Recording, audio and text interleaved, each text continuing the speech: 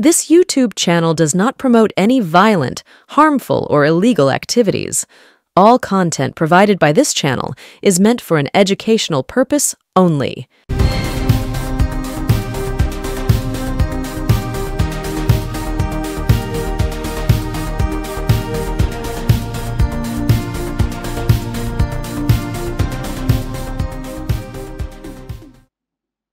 নমস্কার, আমি অরূপ সেনগুপ্ত। আপনারা দেখছেন আপনাদের প্রিয় ইউটিউব চ্যানেল এনকে ডিজিটাল। আপনাদের প্রিয় চ্যানেল এনকে ডিজিটালে আপনাদের স্বাগত উল্টো মাইক অনুষ্ঠানে। উল্টো মাইকে বিগত কয়েকটা পর্ব ধরেই আমি আলোচনা করছি মূলত বামপন্থা আর বামপন্থীদের নিয়ে। কেন? দেখুন, আপনাদের সুচিন্তিত মতামত আমার কাছে শিক্ষার সোপান, আর সেই কারণেই আমি সব কটি মন্তব্যই মন দিয়ে পড়ি। কয়েকজন লিখেছেন দেখলাম, আরে কেউ তো গ্রেপ্তার হলো না, কিছুই তো প্রমাণিত হলো না, তাহলে কিসের ভিত্তিতে এত অভিযোগ? এইখানে, ঠিক এইখানেই আসছে আজকের আলোচনার শীর্ষক। আজকের আলোচনার শীর্ষক হচ্ছে কারার ওই লৌহ কপাট, তথ্য প্রমাণ করে দিল পাট। দেখুন, একটা জিনিস আপনারা লক্ষ্য করলেই বুঝতে পারবেন, বামপন্থীদের মধ্যে একটা শিল্পী সত্তা কাজ করে। লক্ষ্য করে দেখবেন, ওরা তো খুব শিক্ষিত আর উন্নত মনস্ক হয়।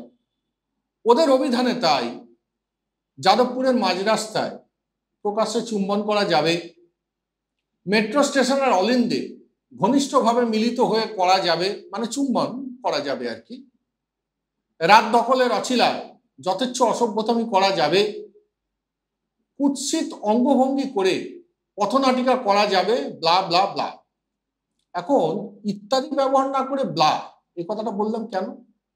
উন্নততর বামফ্রন্ট, তার উন্নততর পরিভাষা। আগের যুগে বিমান বসু মনীষা দেবীকে নিয়ে লুকোচুরি খেলতেন, আর এই যুগে তন্ময়বাবু ফয়সালা অন দ্য স্পট, ডাইরেক্ট কোলে গিয়ে বসে পড়ছেন। আপনারা কিছুদিন আগে সেই খবর দেখেছেন। এই যে শীর্ষক, কারারই লৌহ কপাট, তথ্য প্রমাণ করে দে লোপাট, এইটা কেন বললাম? অর্থাৎ আমি বলতে চাইছি, এই শীর্ষকটা আমি আজকের অনুষ্ঠানের প্রধান উপজীব্য কেন করেছি। কারণ সে যুগের বামপন্থীরা খুব দূরদর্শী ছিলেন।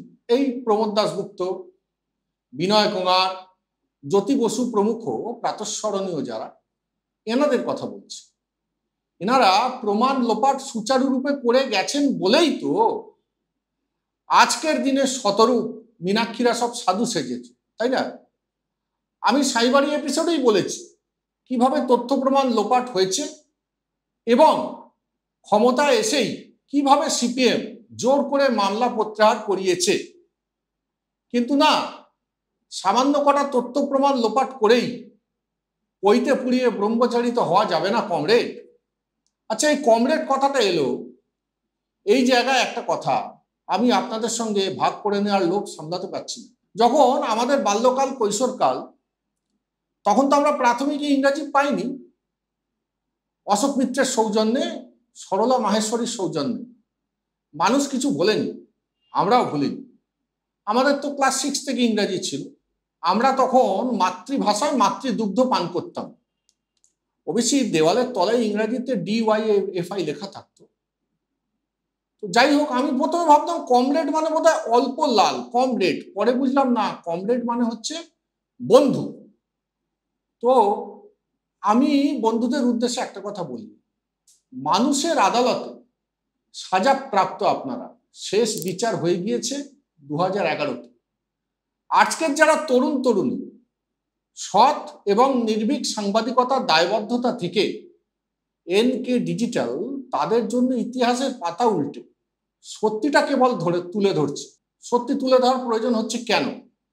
কারণ আমাদের পূর্বসূরীরা যে ভুল করেছিলেন 1977-এ, যার ফল ভুগতে হয়েছে আমাদের 34 বছর যাবৎ, আমরা যেন আর সেই ভুল না করি, যাতে করে ভুগতে হবে আমাদের পরবর্তী প্রজন্মকে। ওই আজকে যা খাই কালকে তার ফল পাই। আপনারা দেখেছিলেন তো হরলিক্সের অ্যাডভার্টাইজমেন্ট, এই যে প্রাথমিকে ইংরাজি তুলে দেওয়া, এই প্রাথমিকে ইংরাজি তুলে দেওয়ার পরিপ্রেক্ষিতে আমার আরো একটা বিষয় মনে এলো। আমি ব্যক্তিগত স্তরে অন্তত পলিট ব্যুরো কথাটার মানে ঠিক বুঝতে পারতাম না। আমি প্রথমে ভাবতাম যে এটা কি খায় না মাথায় দেয়। পলিট ব্যুরো মানেটা কি, হোয়াট ইজ পলিট ব্যুরো? পরে আমি বুঝতে পারলাম যে ওখানে কারা যায়। তখন লক্ষ্য করতে শুরু করলাম ওখানে কারা যাচ্ছে। পিনারাই বিজয়ন, বাসব পুন্নাইয়া, EMS নাম্বুদিরিপাদ, প্রকাশ কারাত, জ্যোতি বসু, বিমান বসু, বুদ্ধদেব ভট্টাচার্য। আমি লক্ষ্য করে দেখলাম যারা যাচ্ছে সকলেরই কিন্তু পক্ক কেস, মানে চুল পেকে যাচ্ছে তারপর যাচ্ছে, অর্থাৎ পলিত কেস। তখন আমার মাথায় এলো যে এই পলিত কেস যাদের হচ্ছে সেই বুড়োরা যে জায়গায় একসাথে জড়ো হচ্ছে, অর্থাৎ এই পলিত বুড়ো, এই নিয়েই বোধহয় এর ইংরাজি হয়েছে পলিট বুড়ো। যাই হোক, সেটা আজকের বিষয় নয়। আমরা আজকের বিষয়ে এবার আসবো, অর্থাৎ সন্ত্রাসের গণতন্ত্র যেটা চলছে এনকে ডিজিটালে।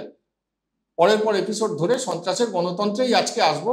নিয়ে নিচ্ছে একটা ছোট্ট বিজ্ঞাপন বিরতি, সঙ্গে থাকবে। আধ্যাত্মিক ঈশ্বরীয় বিশ্ববিদ্যালয়, এখানে গীতার জ্ঞানের দ্বারা আত্মার পড়াই পড়ানো হয় এবং রাজযোগ শেখানো হয়। নিরাকার শিব পরমপিতা পরমাত্মা সাকারে এসে গেছেন 1936 সালে বিশ্ব পরিবর্তনে 100 বছরের জন্য।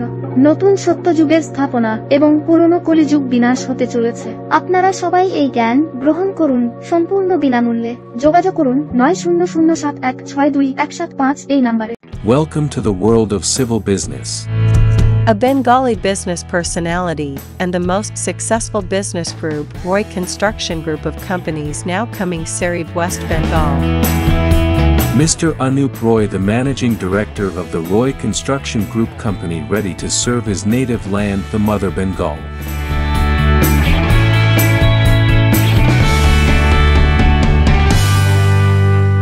নমস্কার, ফিরে এলাম একটা ছোট্ট বিরতির পর।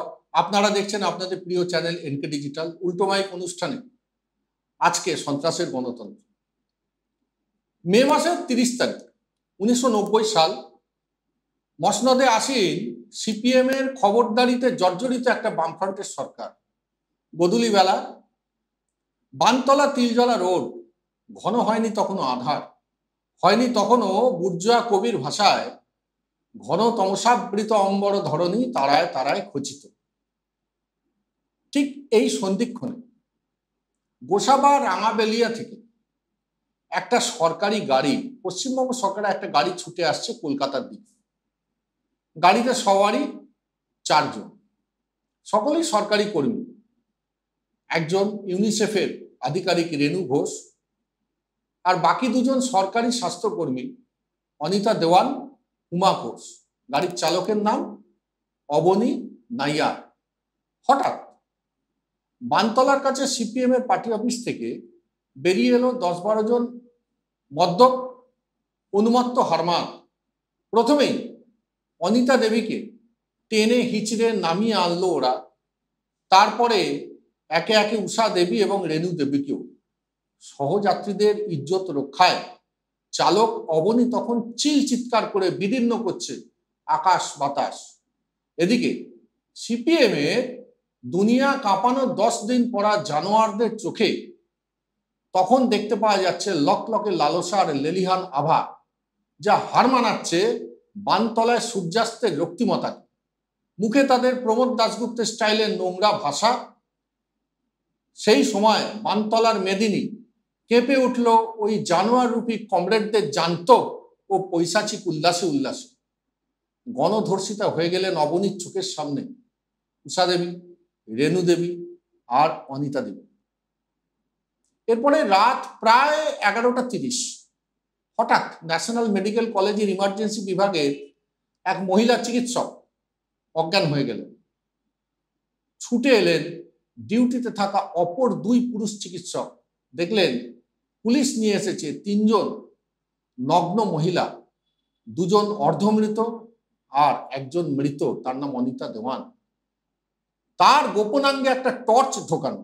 বোধহয় কামপন্থী হারমাদরা সমাজতান্ত্রিক বিপ্লবের দিশা খুঁজছিল ওই টর্চ দিয়ে, ধাতব টর্চ দিয়ে। কিন্তু আশ্চর্যজনক, ঘটনার পরদিন কোনো সংবাদপত্রে কোনো খবর বের হলো না। পরের দিনে রাত প্রায় 9:30 জেলা ম্যাজিস্ট্রেট দেবীপ্রসাদ পাত্র খবর পেয়ে সুরত হাল ছবি তুলতে পাঠালেন একজন এডিএম। মহুয়া কোথায় কি? 2রা জুন আনন্দবাজার পত্রিকায় বেরোলো তিল জলায় এক মহিলা অফিসারকে পিটিয়ে মারা এবং অন্য 3 জনের ওপরে হামলা, যার প্রসঙ্গে জ্যোতিবাবু বলেন এরকম তো কতই হয়। হিম্মত ছিল বলুন জ্যোতিবাবু।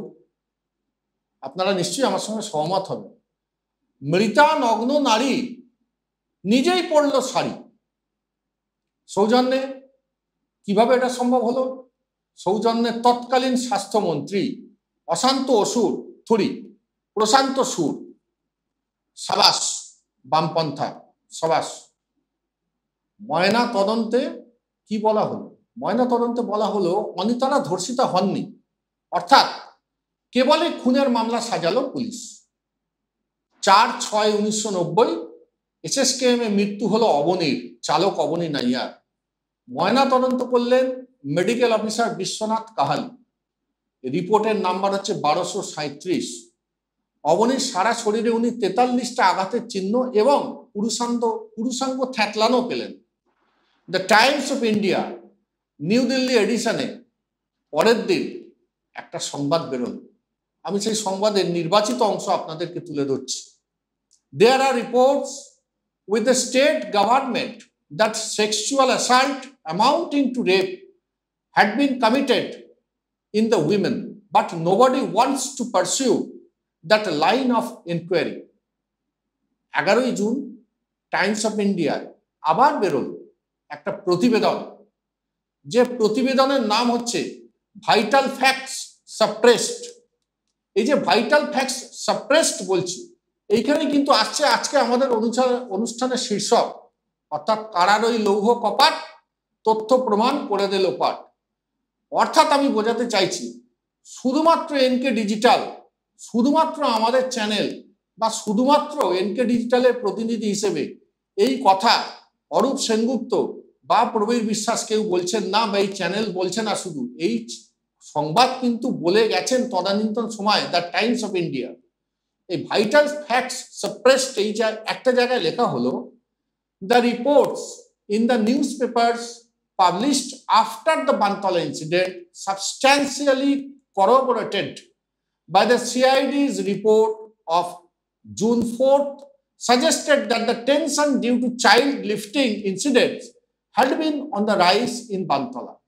ছেলে ধরা, ধর্ষণ করে খুন করলো বামপন্থী হারমাদরা, আর রাষ্ট্র ক্ষমতা প্রয়োগ করে জ্যোতিবাবু ধর্ষিতাকে কিনা করে দিলেন একজন ছেলে ধরা। ছিল রুমাল, হয়ে গেল বেড়াল। বাহ, এ তো দারুণ বামপন্থা। স্যালুট আপনাদেরকে, লাল সেলাম।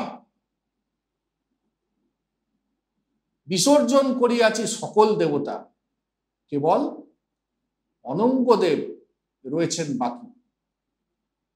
আমাদের মাঝে মধ্যে খুব ধন্দ হয় যে এটা বামফ্রন্ট না এটা কামফ্রন্ট। আজকে এই পর্যন্ত, পরে আবার আসবো নতুন এপিসোড নিয়ে উল্টো মাইকে। ভালো থাকবেন, নমস্কার।